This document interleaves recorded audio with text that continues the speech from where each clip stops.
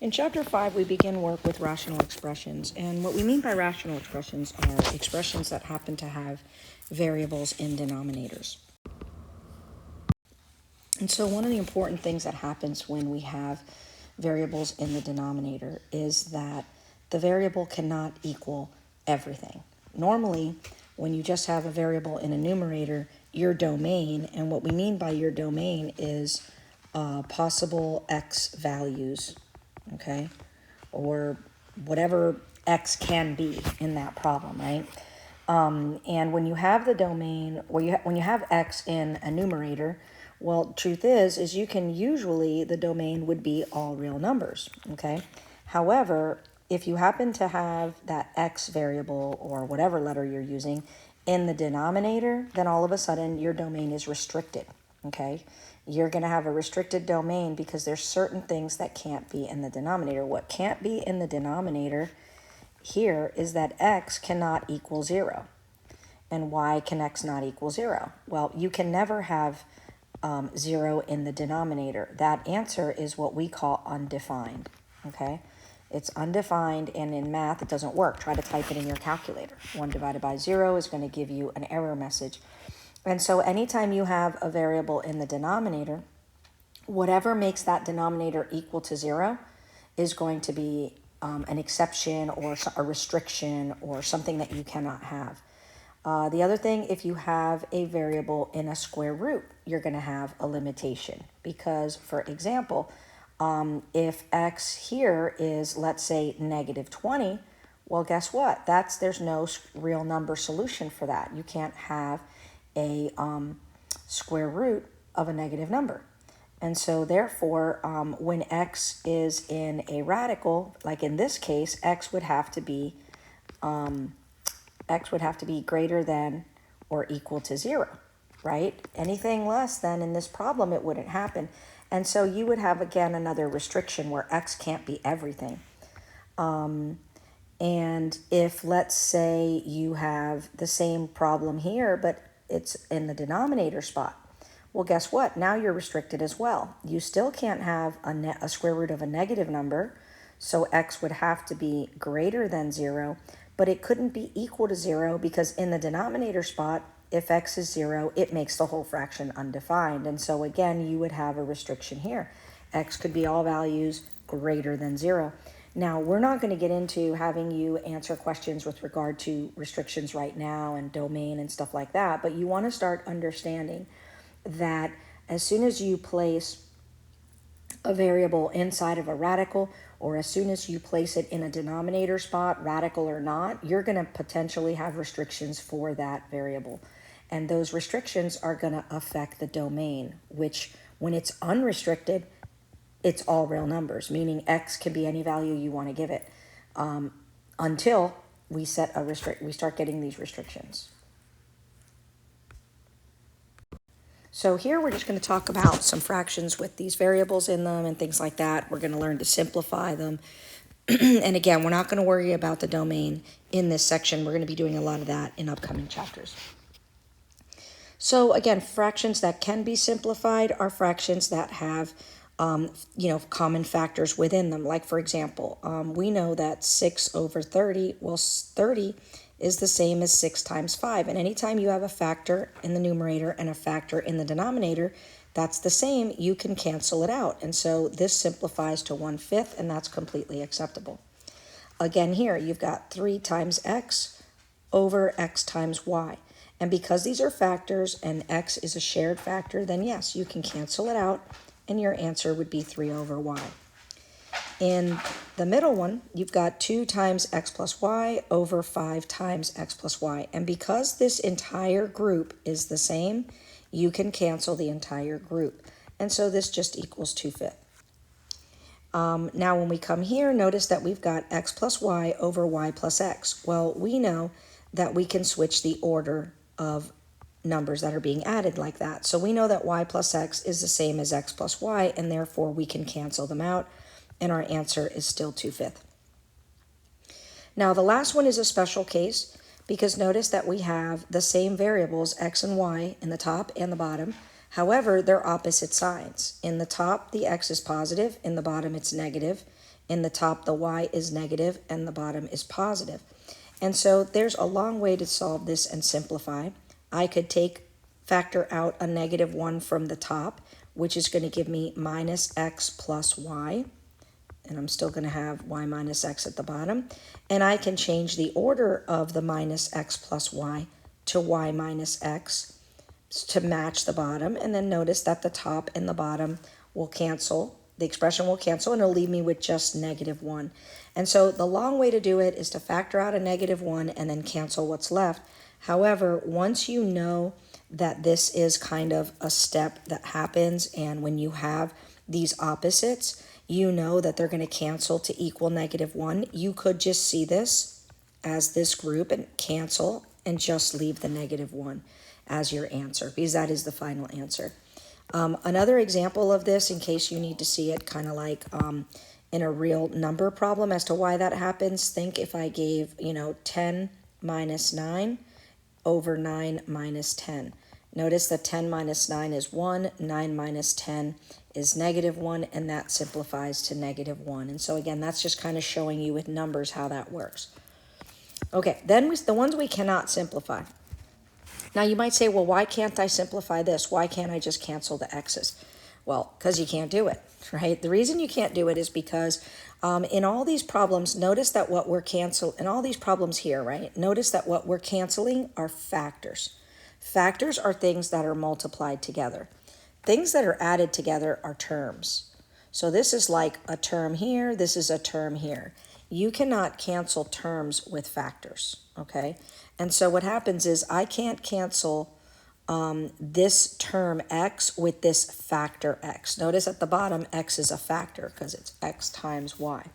So what I suggest you do is whenever you see an expression, you group it. Anything that's added or subtracted, group it.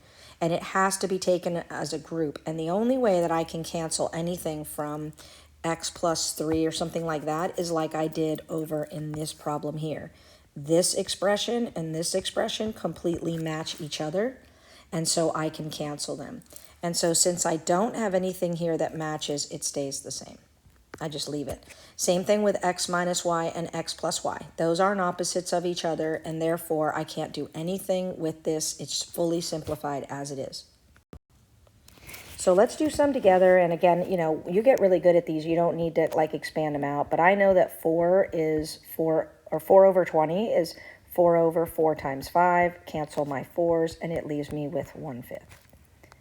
When I go to this next problem, I can see that my y's are going to cancel, and it's going to leave me with x over w. Now here I see x plus 1 as a group, and notice that there's no matching x plus 1 group at the bottom. And therefore, this is fully simplified. This cannot be simplified any further. It is what it is. Now, when I go to number 4, I actually can do something because it's x times x minus 1. So this x and this x can cancel, and my answer is x plus 1. Again, when I come over to here, I have this is 3 times x over 6 times x squared. So I'll just start with my numbers, right? Now I can expand this out if I really want to the long way. I know this is 3 times 2, right? I've got x and I've got x times x down here. So I could expand it out and cancel the things that I know are in common, and that's going to leave me with 1 over 2x. Or I can just kind of do it, like this. I know 3 goes into 3 once, it goes into 6 twice. If I have 1x at the top and 2 at the bottom, I know I'm going to cancel the top one and have it left over x at the bottom. So however you need to do it is fine. Number 7 is kind of like that as well. So again, I do the same strategy for 7 over here.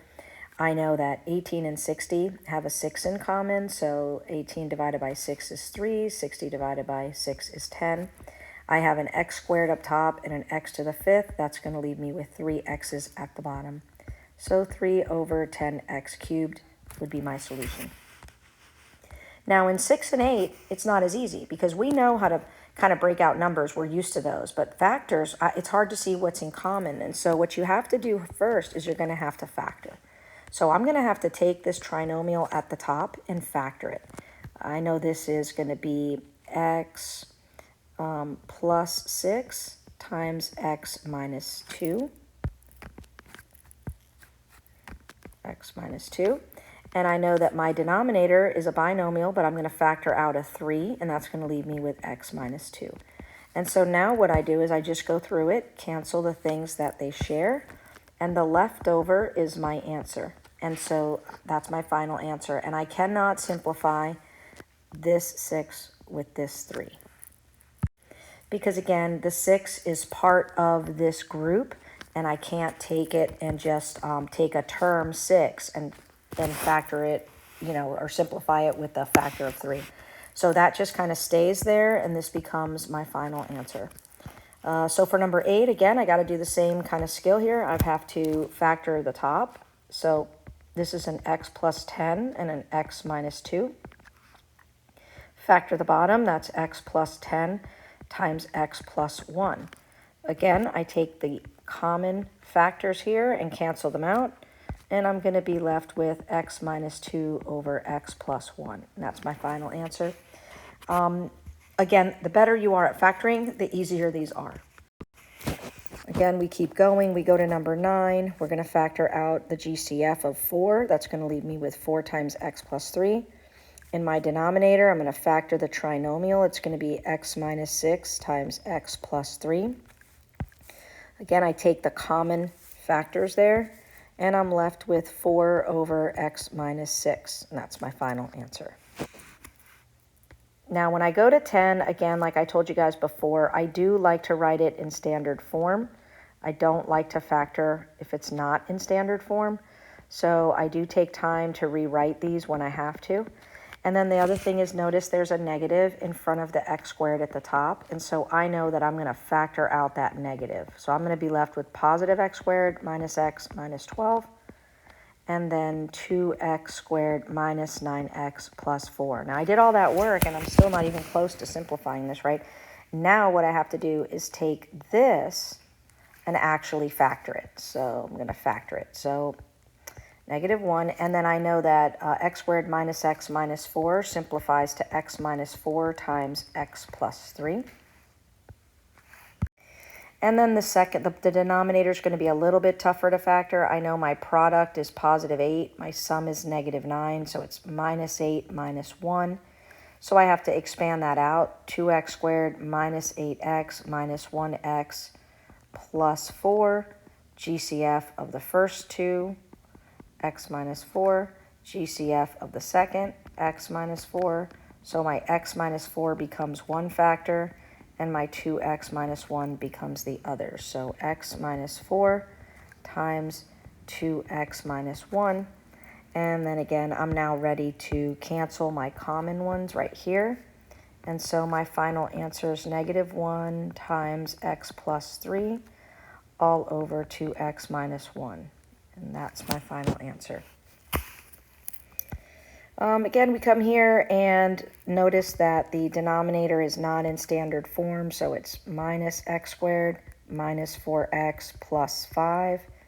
And then I know that I have to also factor out a negative 1 from it, so x squared plus 4x minus 5. My numerator is in standard form, so I leave it. And so now I have to factor numerator and denominator, right? So again, I'll start with, let's say, the numerator. I know my numerator has to have a product of negative 6 and a sum of negative 1. So that's going to be minus 3 plus 2. So it's going to be, first term's going to be the same, minus 3x plus 2x minus 2. GCF of the first two terms, GCF of the second.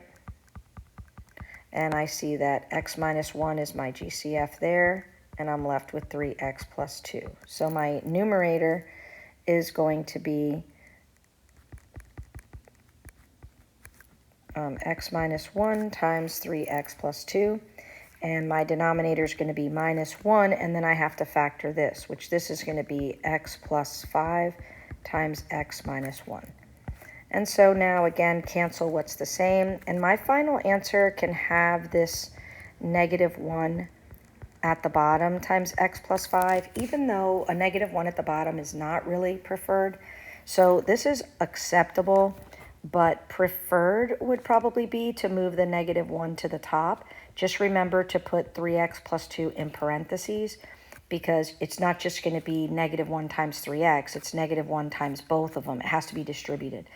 And then leave the x plus 5 at the bottom. This is more acceptable. And you might even see where this is actually distributed. It might be -3x minus 2 all over x plus 5. And this is also okay.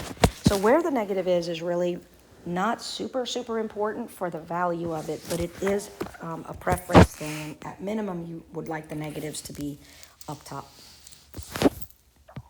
Okay, and then we go to the last problem here, where we have our 12 minus 4x. Here we're just going to factor out a GCF, which is 4. So we get 3 minus x. And then here we have our x minus 3. Now notice the 3 minus x and the x minus 3 are the opposites. And so those are going to cancel, and we're just going to include that -1, or -1 times 4, which is -4. So the answer is just -4. So again, we could do it the long way, and we could take out a -1 and all that, but I think once you get used to it, you just want to cancel them and put the negative in there. And we've got 4 more here, so let's just do them. Again, same strategy every single time.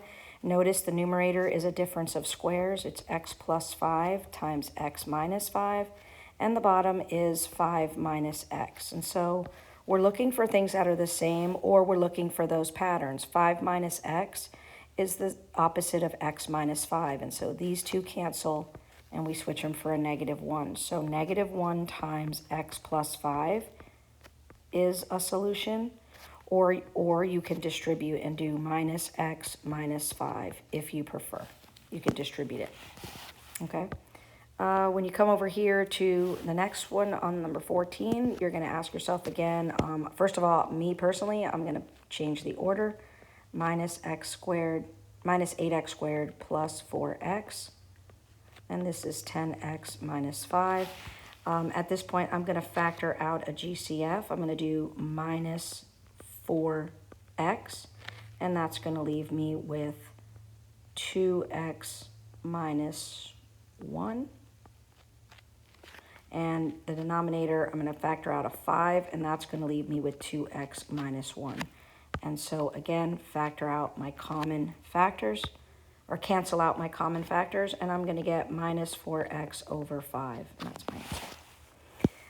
In 15, again, same thing goes. Again, I'm going to rewrite this. Minus x squared plus 3x plus 4 all over. And then I get my 2x squared minus 7x minus 4. And here I'm going to, again, factor out a -1. These are just me because I just like to factor without that negative in the front there. So x squared minus 3x minus 4. Over 2x squared minus 7x minus 4. So now I just cleaned it all up and got it to how I wanted it to factor. So I come over to here and I'm ready to start factoring. And so I know it's -1 times, and then this trinomial is x minus 4 times x plus 1. I go to the denominator. Notice that a is 2, and so again I have to use a little bit longer method. My product is -8. My sum is -7, which is -8 and +1. So I have to expand it out. 2x squared minus 8x plus 1x minus 4. Again, GCF of the first two. And GCF of the second two. Just make it 1.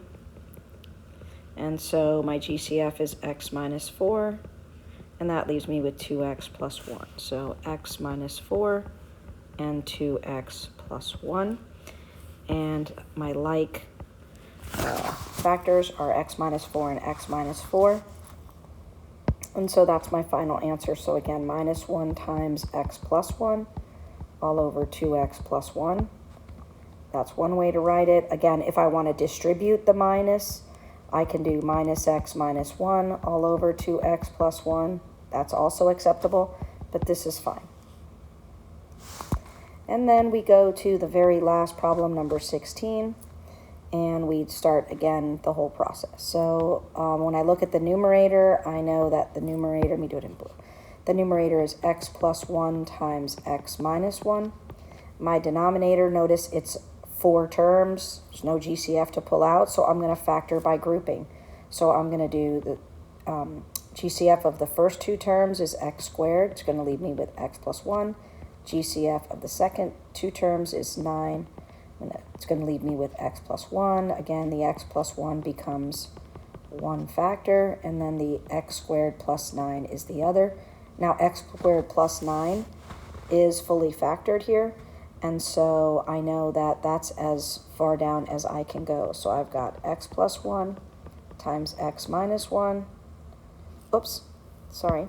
Let's, before I do that, let me cancel out a shared 1. Notice x plus 1 and x plus 1. So my final answer is x minus 1 over x squared plus 9. And that's the final answer to that problem. So again, it's just a matter of factoring out the GCF, and then factoring what's left over, and any common factors in the numerator and denominator get canceled out.